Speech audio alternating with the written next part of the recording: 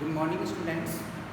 आज हम next chapter 33 मानव जन्म का जो चैप्टर नंबर 33 है उसके बारे में हम अध्ययन करेंगे, जिसका नाम मानव में भ्रूणीय विकास, मतलब मानव में भ्रूण का विकास कैसे होता है।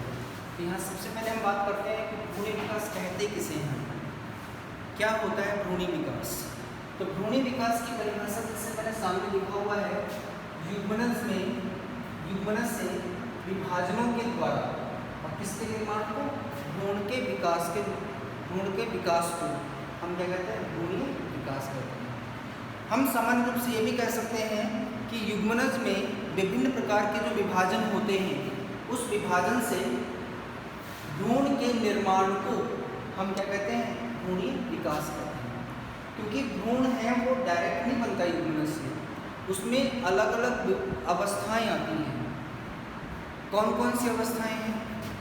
जो मुख्य अवस्थाएं हैं 3, उनके बारे में हम इस चैप्टर में अध्ययन करेंगे। तो पहले तो आपको सबसे पहले इसकी परिभाषा लिखनी होगी। क्या होता है? युग्मनज में विभिन्न विभाजनों के द्वारा भ्रूण के निर्माण को भ्रूणीय विकास कहते हैं। अब कहते हैं कि भ्रूणीय विकास के विभिन्न पद होते हैं और इस पद में सबसे पहला पद आता है विदलन एवं मोरुलेशन, ठीक है ना, जिसे कहते हैं मोरुला अवस्था का निर्माण होना। तो वैसे तो विदलन को फालतू में दे रखा है कि विदलन जो चीज़ होती है वो अलग चीज़ होती है, वो अवस्था का नाम नहीं है, विभाजन का नाम, अभी बताएंगे आप। तो यहाँ पे क्या होगा, सबसे पहली जो अवस्था आती है, सबसे पहला जो पद आता है वो आता है मोरुला अवस्था। अब मोरुला अवस्था कैसे बनती है वो मैं आपको बता रहा हूँ, ठीक है ना। लेकिन बुक में लिखा हुआ है विदलन एवं मोरुलेशन, ठीक है। तो यहाँ पे अवस्था का नाम है, पहला है युग्मनज से सबसे पहली अवस्था है कि मोरुला अवस्था। तो देखिए कैसे बनती है मोरुला अवस्था। देखिए जैसे ये है युग्मनज,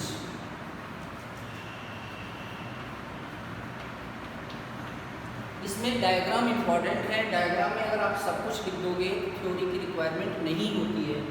ये है युग्मनज, कैसी अवस्था होती है, द्विगुणित अवस्था होती है, ठीक है ना। अब ये मैं आपको पहले इस डायग्राम में एक्सप्लेन कर देता हूँ। जैसे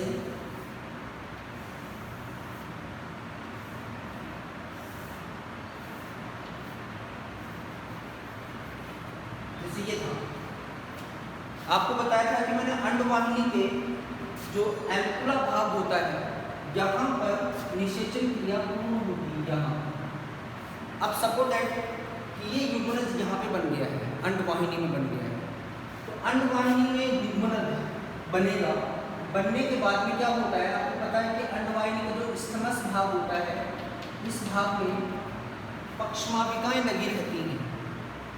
ये पक्षमापिकाएं इस अंडाणु को, मीन्स निषेचित अंडाणु को, मतलब कौन सा, युग्मनज अवस्था को लगातार आगे की ओर धकेलती रहती है। इस युग्मनज को यहाँ से यहाँ तक आने में, मतलब अंडवाहिनी से गर्भाशय में आने में लगभग 3 दिन का समय लगता है। लेकिन जैसे ही युग्मनज बन जाएगा और इन 3 दिनों में क्या होगा, इसमें विभाजन होते हैं। पर इस विभाजन को हम कहते हैं यहाँ पे क्या, विदलन। ध्यान रखना, विदलन विभाजन केवल युग्मनज में होता है और ये विदलन विभाजन है ये किसके समान होता है, समसूत्री विभाजन के समान होता है। अब समसूत्री विभाजन में और विदलन विभाजन में अंतर क्या होता है वो मैं आपको बता देता हूँ। दोनों में मुख्य रूप से अंतर ये होता है कि अगर समसूत्री विभाजन होगा, प्योर समसूत्री विभाजन होगा, तो कोशिकाओं की संख्या बढ़ेगी। विभाजन होगा तो कोशिकाओं की संख्या बढ़ेगी, और कोशिकाओं की संख्या बढ़ेगी तो इस युग्मनज का आकार भी बढ़ेगा। तो आप जानते हैं कि जब ये इधर से क्रॉस हो रहा होगा तो इसका आकार अगर लगातार बढ़े तो ये युग्मनज यहीं पर क्या हो जाएगा, फंस जाएगा।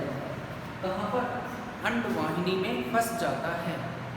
वो कहाँ नहीं आ पाएगा, गर्भाशय में नहीं आ पाता। इसीलिए यहाँ पर जो विभाजन होता है वो कौन सा होता है? विदलन। विदलन का मतलब होता है ऐसा विभाजन जिसमें कोशिकाओं की संख्या तो बढ़े लेकिन संरचना का आकार वही रहे। कोशिका की जो संरचना का आकार है वो नहीं बढ़े, जबकि कोशिकाओं की संख्या तो लगातार क्या होती है? बढ़ती जाएगी, लेकिन उसका आकार नहीं बढ़ेगा। इसे कहते हैं हम विदलन विभाजन। समसूत्री के समान क्यों है? क्योंकि युग्मनज कैसा है? द्विगुणित है, तो इसमें जो विभाजन होगा वो समसूत्री के समान होगा, मतलब बनने वाली संतति कोशिका भी कैसी होंगी? द्विगुणित होंगी, इसलिए हम कहते हैं समसूत्री के समान। एक बार मैं फिर से बता देता हूँ, विदलन विभाजन वह विभाजन होता है जिसमें कोशिकाओं की संख्या तो लगातार बढ़ती रहेगी लेकिन संरचना का आकार वही रहेगा, आकार नहीं बढ़ेगा। तो ये विभाजन होते रहते हैं लगभग 3 दिन तक होते हैं। और ये संरचना कहाँ पर बनी?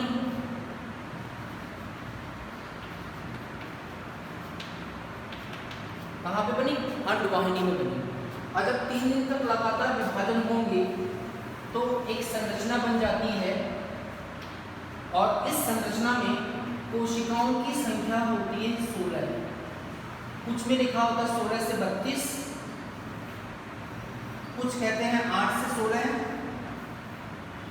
अपने क्या मान के चलते हैं? यहाँ पे 16 कोश की अवस्था बनती है। इन 3 दिनों में इतने विभाजन होते हैं कि इस युग्मनज में जो एक कोशिका का होता है इसमें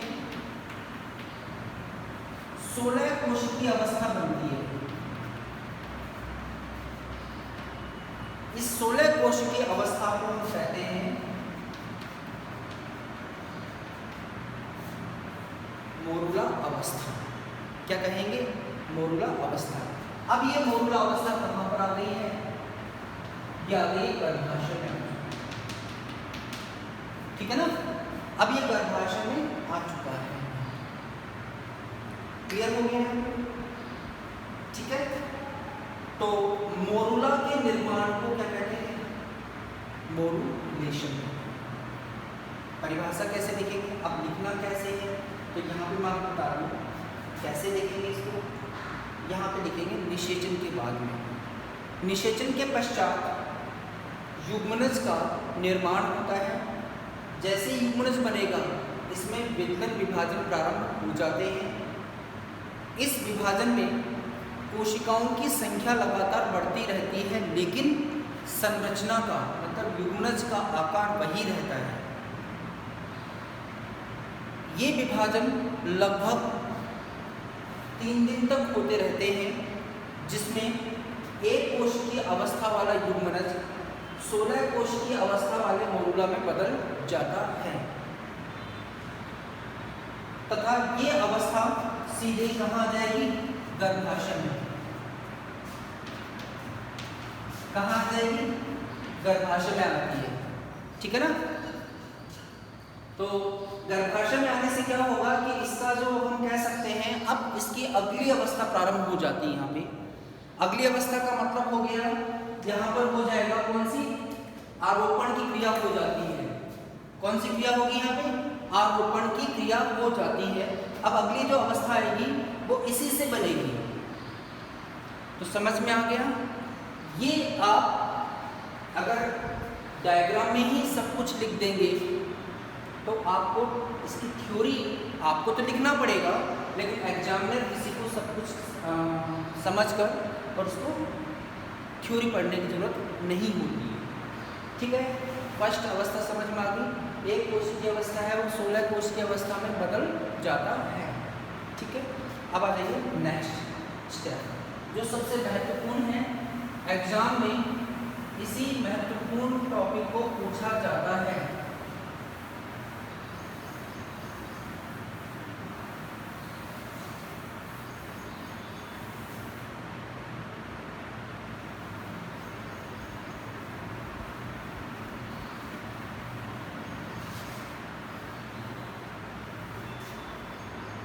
अगला टॉपिक है इसका नंबर 2,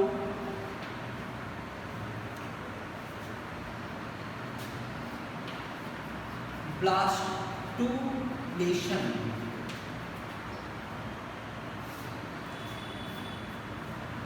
या हम कह सकते हैं ब्लास्टुला अवस्था, और बुक में इसी का नाम दे रखा है ब्लास्टोसिस्ट।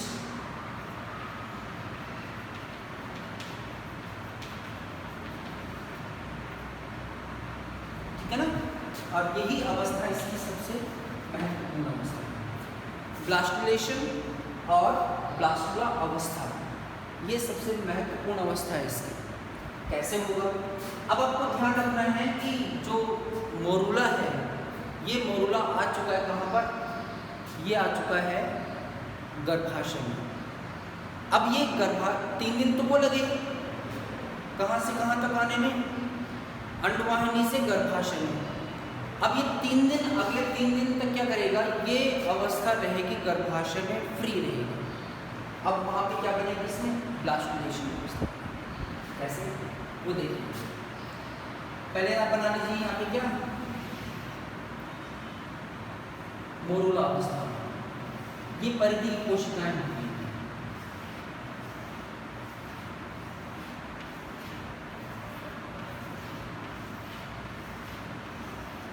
ये परिधि कोशिकाएं, इसको बोलते हैं मोरूला अवस्था। कहाँ पर है ये? गर्भाशय में। अब इस अवस्था से बनेगी ब्लास्टुला अवस्था। कैसे बनेगा?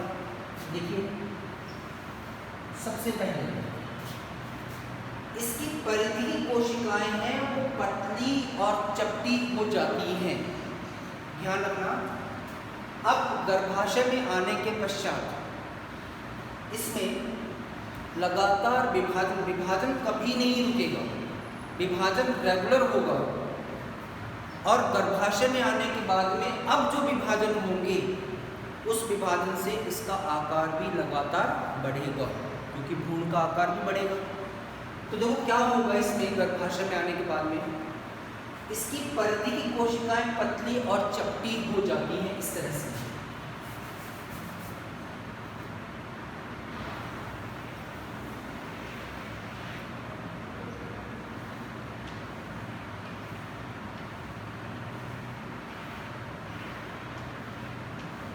ठीक है ना, केवल परिधि कोशिकाएं पतली और चपटी होंगी, इससे एक झिल्ली बन जाती है। इस झिल्ली को कहते हैं कोश कोरक, जिसको अंग्रेजी में बोलते हैं ट्रोफोब्लास्ट।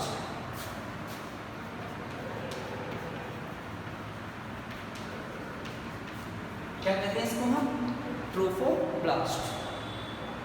ठीक है ना, और इसके अंदर लगातार कोशिकाओं की संख्या बढ़ती जाएगी। अब इसमें कोशिकाएं 16 नहीं रहेंगी, 16 से बहुत ज्यादा बढ़ जाती है इसमें।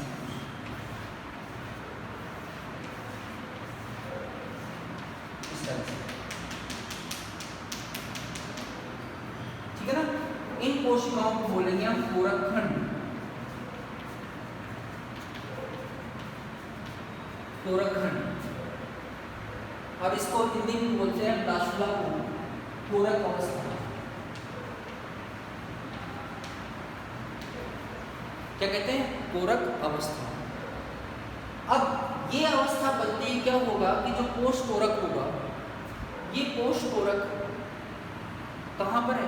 गर्भाशय में। तो ये कोश कोरक जो झिल्ली है, ये गर्भाशयी द्रव के लिए पारगम्य होती है।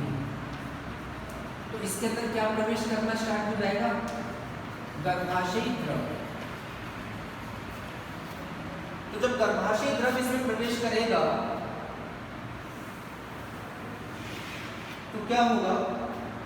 ये तो हो गई परिधि कोशिकाएं, कौन सी? ट्रोफोब्लास्ट।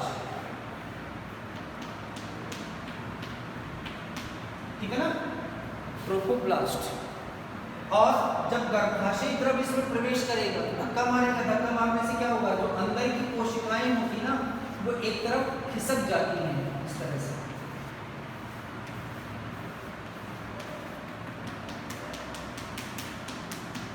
एक तरफ खिसक जाती हैं। तो बाहर वाले तो होगी कौन सी, पोस्टोरक। अंदर वाली जो होती है इनको बोलते हैं आंतरिक कोशिकीय समूह। और ये समूह क्या करता है, भ्रूण के विकास में भाग लेता है।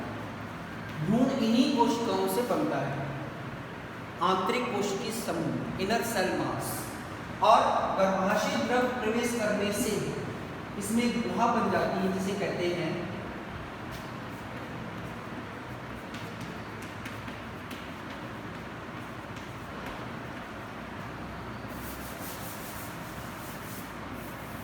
कोरक गुहा। क्या कहते हैं इसको हम, कोरक गुहा। और इसी को बोलते हैं ब्लास्टोसील।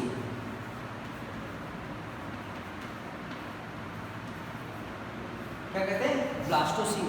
और इसके अंदर जो गर्भाशय द्रव भरा था उसको कहते हैं एमनियोटिक द्रव। अब गर्भाशय द्रव को हम क्या बोलेंगे, एमनियोटिक द्रव। और इस पूरी अवस्था को, ये वाली अवस्था, इस पूरी अवस्था को हम कहते हैं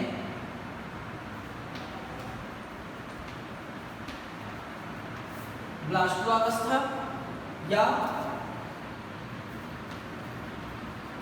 ब्लास्टोसिस्ट, या हिंदी में कहते हैं इसको कोरक कुटी।